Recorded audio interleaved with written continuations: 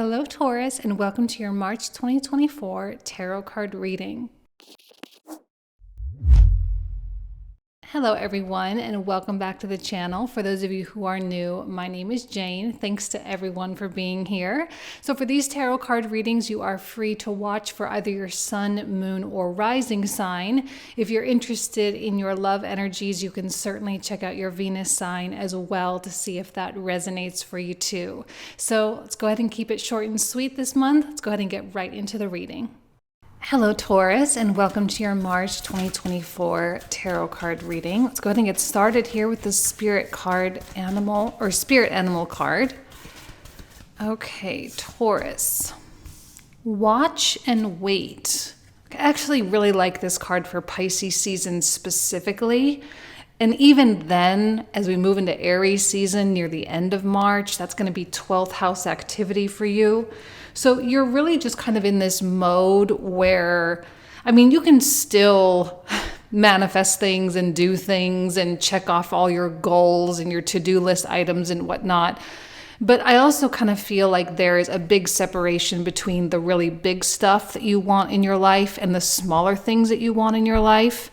The smaller things can just be business as usual, but when it comes to the bigger stuff right now, I think Taurus is in a pretty big transition, and there might be something that happens that might completely redirect you in a really positive way. I really want Taurus specifically to remember that we have Jupiter and Uranus in your sign. And as of March, these two planets are officially in a conjunction. And between all of March and April, Jupiter is going to get closer and closer and closer to Uranus. And there's going to be more and more possibility that shows up for you. Okay, so there's really a lot of room for significant changes here, but you do need to be somewhat emotionally and psychologically prepared for that, okay? Because if you're just sitting and doing nothing, you might not be ready to act. So it's still going to be important for you to remain active with the smaller things, and because that's going to really make sure that your mind and your spirit are kind of in that place of like, oh, well, now there's an opportunity. I guess I can take it now. And then you can really grab onto it and make something happen from it. But watch and wait. It kind of feels like a watch and wait and see how miraculous the universe can be type of card. Okay. So let's see what comes through with the moon card for Taurus. Oh, full moon in Taurus. So we got a Taurus card. Your dreams need a practical plan. This is exactly what I mean when I say business as usual with the smaller things.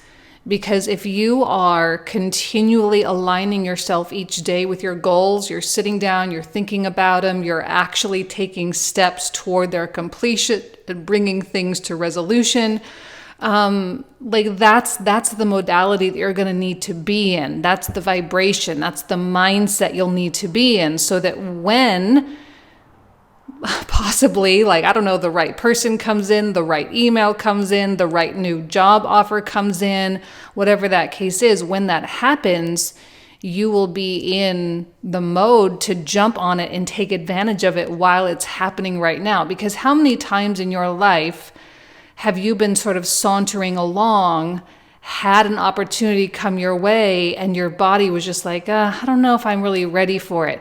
Question is were you really just not ready for it? In a way, like, were you rejecting it because you didn't feel deserving or you didn't feel prepared, or something else, So continually working on the things that are within your control, continuing to maintain the momentum that you currently have. You can allow things to drop away. You can allow yourself to release things that aren't working, especially through Pisces season, where you can create a lot of room so that when the new things do start coming in, you'll have the space and the capacity with which to do it. Okay? All right. Taurus. All right, Knight of Swords.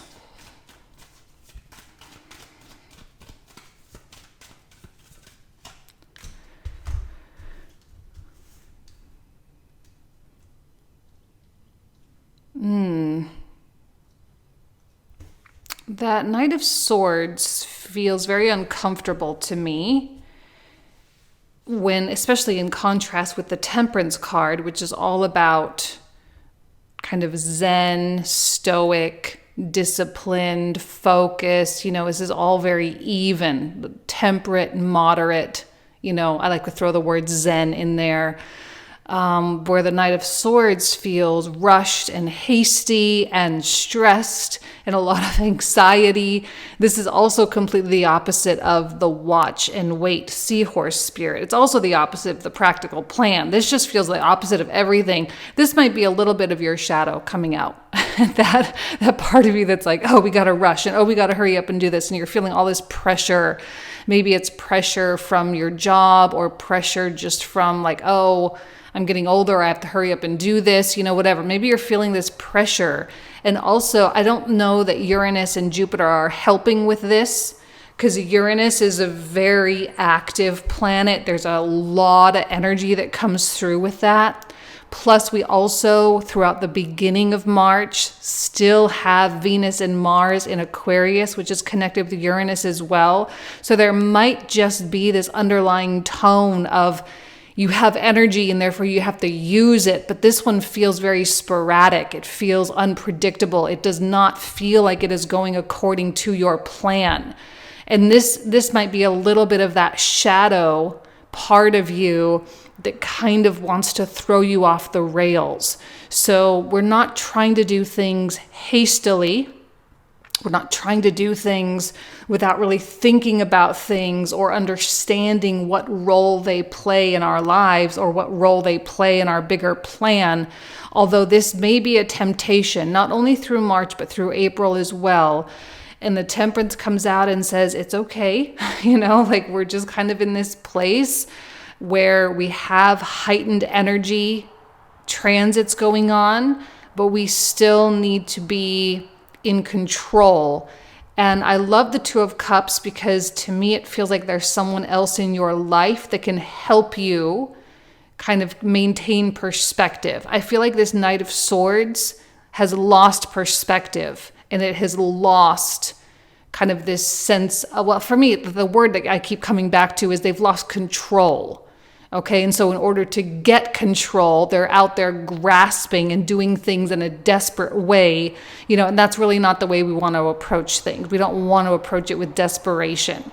So having someone in your corner, a best friend, a colleague, a mentor, whomever, to be able to talk to. There's a lot of communication that comes through here with the Two of Cups, a lot of heart-to-heart kind of connections with someone who can understand you, who really reads you very well. That can be helpful because they can help to prevent you from doing things in some sort of like cockeyed manner, okay? I like the balance that both of these cards are giving. I like the peace that both of these cards are giving. These are much more in line with watch and wait. It's like, let's just see how this pans out. Let's see how this opportunity goes. Let's see. We don't have to rush, especially as we have the sun in Pisces between the beginning of March all the way up through the 19th. Sun is in Pisces. And I don't really like to see people rushing during this time. We're going to have Mars come into Pisces on the 22nd. So shortly after that, once the sun has moved into Aries. So that means the sun in Aries ruled by Mars. Mars is in Pisces, and Pisces is a very wandering kind of energy. So I would prefer for Taurus to be a little bit more in the go with the flow type of attitude with some of the bigger things. Because it's going to help you to not do anything too erratic, okay? Which is odd because I don't normally see my Taurians doing things like that anyway. But, all right, let's see what comes through. Yeah, for some reason it feels like a stay put. Stay put, stay where you are. It's like in the movies when you're watching a movie and the smart character tells the not so smart character, hey, stay put, don't leave. and then the smart character goes off and does something, and then the not so smart character is like, oh, I'm not just going to sit here, I'm going to go do something else, and then they get the whole group in trouble, right? You just got to just stay put, just relax, just chill out, baby steps. I'm not saying you're doing nothing, keep that in mind. Your business as usual, still life is normal, but I feel like there is something coming down the pipeline for Taurus. It might be more aligned with Taurus season specifically throughout May, as the sun comes in contact with Uranus, and then eventually it's going to connect with Jupiter. I think May is going to be a really big month for Taurus around your solar return time, just because of what the sun is doing. So I feel like between now and then, there can be, incremental growth, but it doesn't feel like it's going from 0 to 100 all at once. Okay. And I think right now, Two of Coins reverse, it's such an amazing time to work on eliminating things. Okay. Now Pisces, I would say Pisces and Scorpio, these two seasons are excellent seasons for eliminating things. Okay. Because Pisces is about letting go and forgiveness and surrender and release and offering mercy, right? There's a lot of just get it off your chest, get it out of your heart, get it out of your mind, free yourself from these burdened things. And the more and more free you become, the more, available, I guess we could say the more capacity you have for something new. And with the Two of Coins, it feels like you might be trying to do all of it all at once. You're trying to bring in new stuff, but you're not getting rid of the old stuff. You're still hanging on to something. And this could be emotionally, it could be spiritually, with Pisces being active, okay? So you might be spiritually and mentally hanging on to something, which is not conducive to ultimately what it is you're wanting. So use this time now as much as you can to let things go. And I feel like with the High Priestess reversed, there is something that's kind of in lockdown. I'm seeing a lot of secrecy here. Now, it may not be that you are intentionally keeping a secret from someone, okay? It just might be that there's something held very tight inside of you. Something very deep. And this may actually end up being a really healing time for you. Not that you have to particularly seek out healing. I don't know that there's anything you have to do. I mean, you can do things. You can have a Reiki session, or you can do acupuncture. You can do those things. I don't know that that's necessary or required. I just think this is the natural ebb and flow of the way that things need to go. But this might be the reason why you're kind of feeling like, oh, I got to jump on this. I got to go. I got to make this happen. Because you might be either avoiding something, or trying to be making up for something, or trying to find some kind of a safety net, right? Where you think you have to go get the next thing in order to let the old thing go, when really the new thing will only come in once you let the old thing go. We want to create the space first, right? It's like buying a new couch, but you still already have your old couch in there. So when you buy your new couch and it gets delivered, well, now you have two couches and you don't have room for either. And now you have to go through the hassle of it's kind of like a backwards thing. You want to get rid of the old stuff first, then bring in the new stuff. So I would really pay attention to what's going on internally. I'm not suggesting that you're in all this turmoil. I doubt it. I think pretty much Temperance, you feel pretty good about stuff. But it's like you're definitely trying to take a leap. And I just don't know how well that's going to work out for you. Unless there's space for it. This is not a time of I can do it all. I think that type of mentality is not going to be very beneficial for you. Okay, Four of Cups, Queen of Cups, and Justice. Well, I do like Justice a lot as an indicator of things coming into balance and things ultimately working out. I'm not seeing any failure here. I think Taurus will, in general, be very successful with whatever it is they're trying to do. But even here with the Queen of Cups, this is a very follow your heart kind of moment in time. And I can say that because it is Pisces season, that we have to be more intuitive with things. And our desire, our human desire, our ego's desire for control is just not serving us well. It's not directing us in the right place. Watch and wait can also be allow yourself to feel what makes the most sense for you. Okay, I don't think this is a time for for Taurus. Said Pisces season enough times, it just kind of rolls off my tongue. But I don't think this is a time for Taurus to be taking these like huge running leaps, these big leaps of faith, putting their faith in a bunch of other people. It's just not that kind of environment.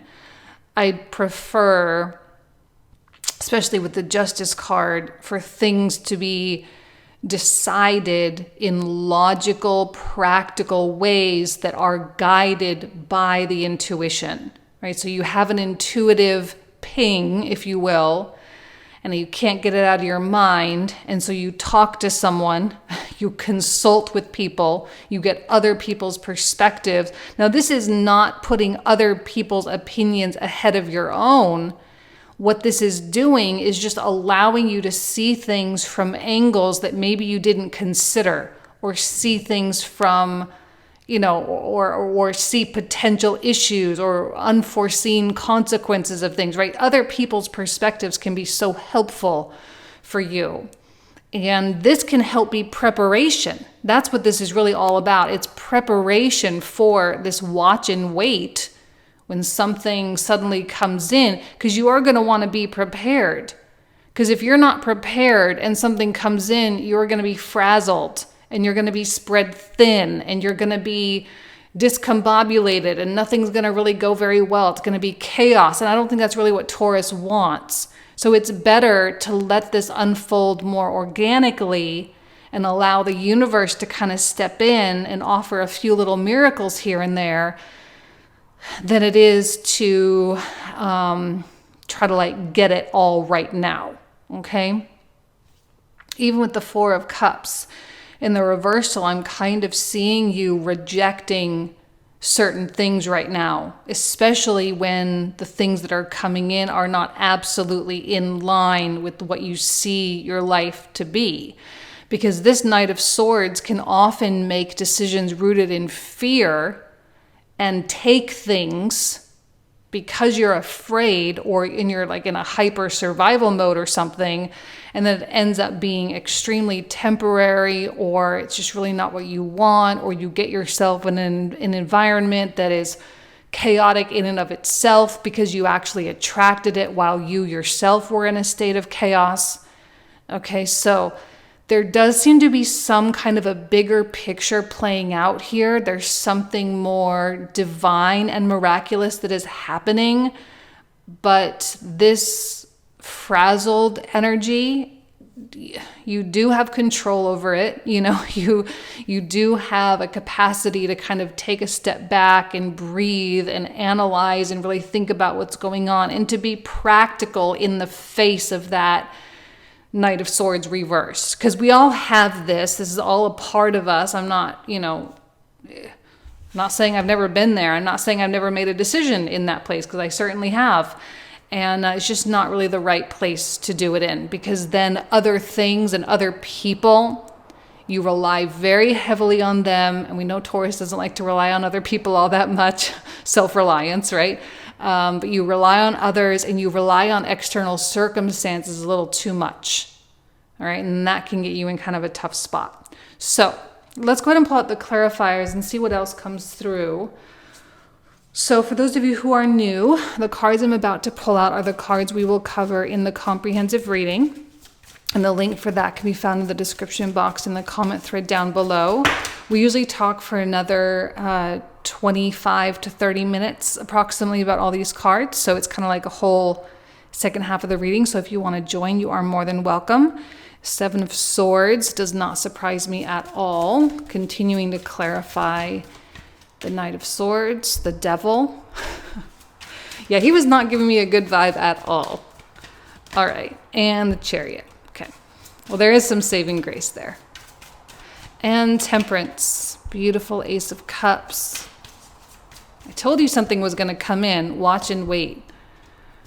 Five of Wands. Oh, hold on.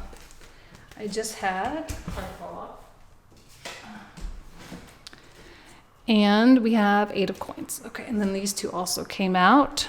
Empress and the Fool. I love the Empress for Taurus because it's a Venus card. And a beautiful Six of Cups. Ten of Cups. There's some element of happiness here.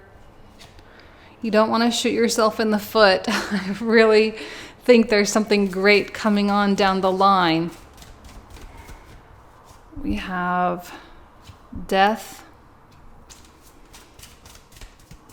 I'm so sorry. I just completely forgot what was under here. Oh yeah, High Priestess reverse. Death, the Nine of Coins. High Priestess again. Three of Coins, Three of Swords. And the Sun.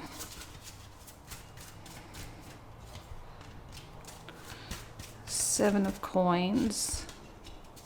The Lovers. King of Coins, Taurus card. Strength. Strength has been coming out quite a bit the past few months. Wheel of Fortune, another Two of Coins.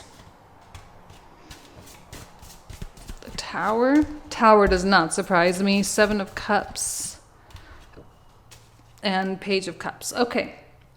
So this is where we are going to pick up in the comprehensive. So if you want to join me, you are more than welcome. Thank you all so much. Hope you have an amazing March, and we'll talk to you soon. Take care. Bye-bye.